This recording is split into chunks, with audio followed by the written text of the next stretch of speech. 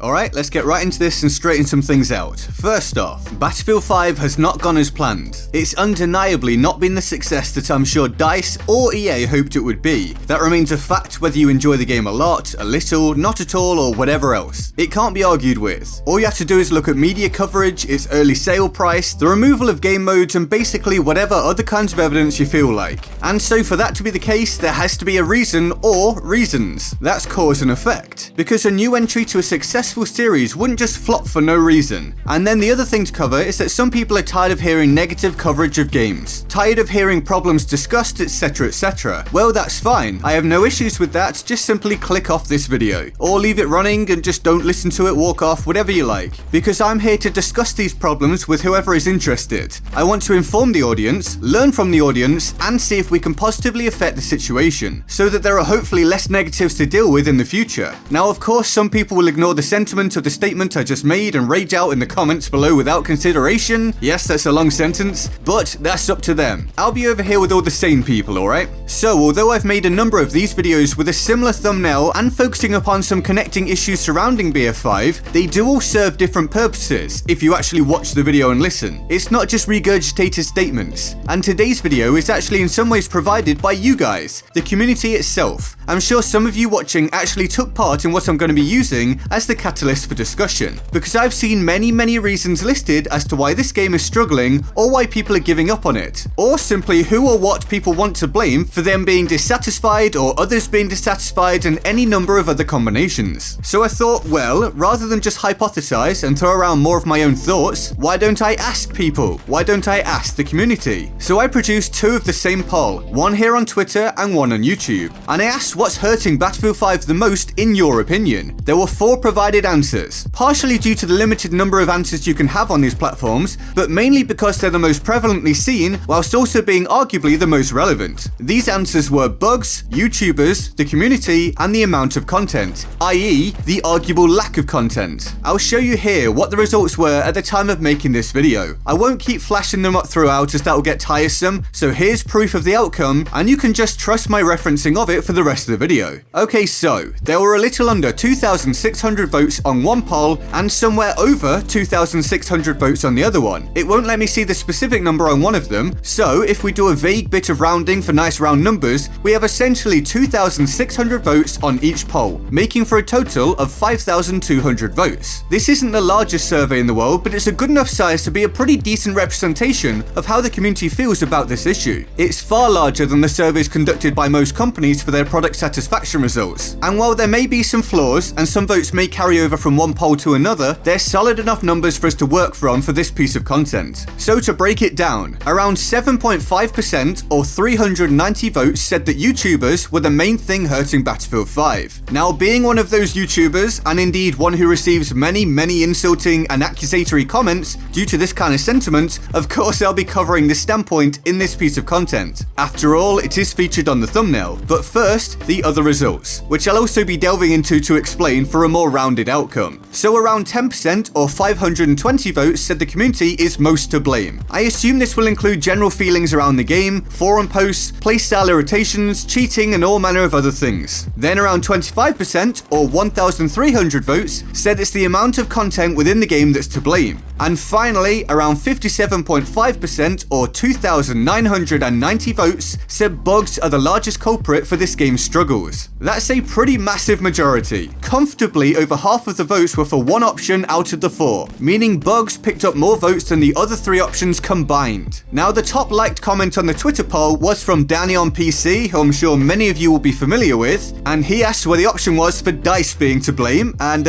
so yeah, there's that. Now, as entertaining as it was, and to a certain extent how valid a question that is, there's reasoning behind my not having that as an option, and I'm sure Danny also understands that, by the way. If I were to provide DICE and or EA as an answer, I imagine that would get a huge amount of votes, but it wouldn't really tell us anything, and it would give us a less specific outcome and really wouldn't provide anything of value. It would just be an opportunity for the community to get at those companies, and that's not what I created this concept for. Not that they don't hold some responsibility for this mess, because of course they do, but that's not what we're going for today. And by giving more specific options for you guys to choose, we can better assess what community feeling actually is for this issue. Also, RSP or private servers taking ages to get here has been a problem, certainly especially for the more hardcore sections of the community. I did see that mentioned a lot, but it is coming at least. And I don't think it has a shot at being the biggest problem for the mainstream success of the game. But yeah, it should have been available from launch. Now, another thing that was mentioned a lot was why wasn't the release trailer and the overall vision of the game listed as an option? Well, it's because we're focused on what's hurting the game right now at this point. The damage is already done in terms of the release trailer and all of the drama that came after that. It can't be altered. Now, that's not to say it wasn't a factor, it was a huge factor. The handling of this game has been a lesson in bad PR. I've been blown away by just how many missteps have been made. But it's done, and realistically, if the game was in a great state, then the impact of that issue would be greatly lessened. Because a good, fully functioning game can overcome such issues. It's simply that Battlefield 5 isn't in a position to do so because of its standing within the wider gaming world. And why is that? Well, let's delve into the lowest voted for option and work from there. So to begin with, YouTubers, or rather content creators. Now, while it was the lowest voted for option, I still simply can't understand that many people deciding that of all things, YouTubers are hurting this game the most. I just can't relate to that feeling. Not just as a YouTuber myself, but as someone who also watches other creators. I just don't understand. That's not to say that people that think that are necessarily just completely wrong, but let me explain my standpoint. So yes, there are some YouTubers who simply look to cover and exaggerate the negative aspects of games in order to pull views. For sure, that's a thing. But these creators tend to just be general gaming channels. They'll bash the game for a while and move on. They aren't still covering the game now. There's not enough interest in it. Anyone that is still covering the game now probably has a vested interest in it and or simply plays it a lot and wants it to succeed. My kind of coverage, for example, often gets misconstrued as being negative. That's simply not the case. I cover positive, negative, and everything in between, as well as looking to simply entertain with a lot of other stuff. I think what's missed by some, and I guess this is where the term fanboy sometimes gets used, is that coverage of the game almost always reflects the game itself. The game can't be criticized if there aren't things to criticize. Otherwise, it would be obvious to all that such content is being made purely for effect rather than due to substance. Now, can I understand why some people think that creators focus too much on the negatives? Yes, I can. Now, in most cases, I disagree, but perspective is a powerful thing. Perhaps it's just too much negative coverage for them as an individual, and as a consumer, rather than a content creator, they can't relate to our standpoint. And that's fair enough. But I'd also say that that means the YouTuber's perspective often isn't considered, especially a creator who has Battlefield as a main focus for their channel. Not just me, but obviously many other creators as well. So of course they're going to be bothered if the game is in a bad state. Of course they're likely to talk about it. Yes, they are more likely than the average player to actually notice these issues, as they generally play a lot and tend to be knowledgeable on the subject. Not always, but often. And the cry of just play something else really doesn't apply for so many reasons that I feel I shouldn't even have to explain. Now, I assume some people maybe said YouTubers for the opposite reason. They maybe see some creators as being yes men, as being shills or whatever else. And yeah, some creators do perhaps put an overly positive spin on things, even when they maybe shouldn't. I don't do that, but it's up to them how they want to create their content. And I do tend to feel that the shill comments are exaggerated most of the time, but I still understand where that feeling comes from, even if I don't fully agree. Next up, we have the answer of the community. I don't have much to really delve into and analyze here, as I just think it's incorrect. That doesn't make it a fact, but that is my opinion. Like, I'm sure some elements of the community don't help, but at the same time, like I said about PR, and something that could have also been applied to the YouTubers section, if a game is good and functioning well, this issue doesn't really matter. Because these members of the community that we're referencing have also very likely been part of previous Battlefield game communities and other FPS game communities, and it didn't bring those games to their knees. Sure, there's toxicity, there are frustrating playstyles and all kind of other stuff, but it being the biggest thing hurting Battlefield 5, I can't see that personally, except for one possibility for some people, and that's the people who voted for the community because of cheaters and hackers. Now, being on console, I don't really notice this, but on PC, I've heard it's much more of an issue, and it's something I actually talked about recently. So for those of you who voted for the community due to that reason, you have my sympathy, and I can totally understand that.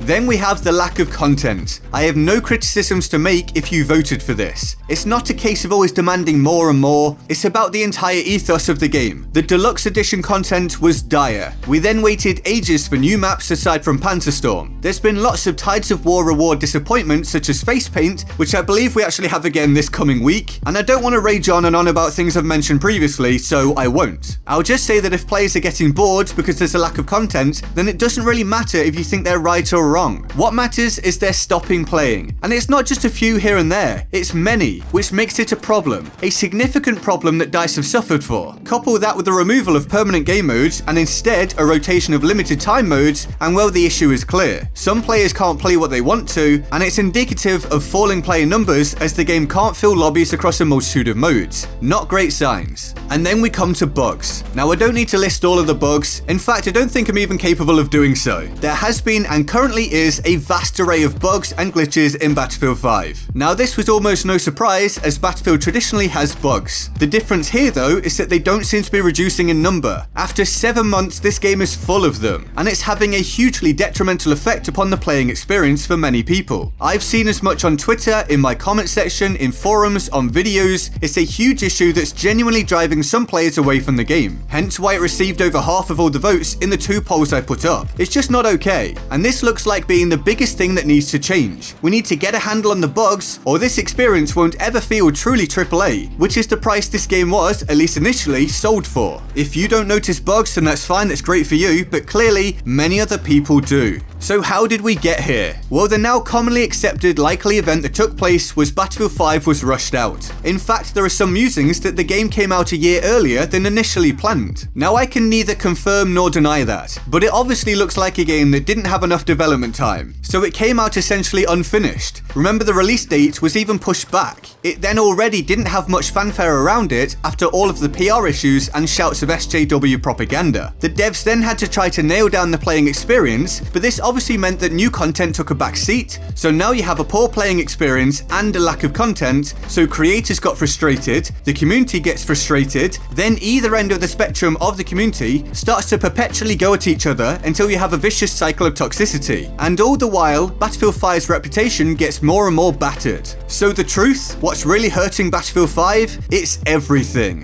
Which one is most detrimental? It depends on your opinion. But for most people, it'll be the buggy state of the game and the drip-fed content. Yes, it's the bugs. Yes, it's the lack of content. Yes, it's a lot of things. It's everything. But if it's everything, then it's systematic of a bigger problem. And I think that bigger problem all stemmed from this game being rushed out and the overall vision or lack thereof for this game. It's an archetypal example of not taking advantage of the success you already had. Battlefield 1 had a huge impact right from the reveal trailer. Battlefield 5 essentially did the exact opposite right from the reveal trailer. Could this all have been avoided? Not entirely, no. I think the vision of the game was always likely to cause some problems, but it could have all been forgotten about if the game was executed properly. So the question becomes, who rushed the game out? Is it DICE, EA, or both? Some say DICE is EA, etc, so I guess the question then becomes, is it the developers or the higher-ups? I don't have a clear-cut answer, but it seems highly likely that EA pushed this game out. And if that is what happened, I need only say 2 things. Look at what happened here as a result, and look at what Bungie are now doing with Destiny 2 because they're no longer tied to Activision. And so, what do you think? What's really to blame? Please let me know in the comments below.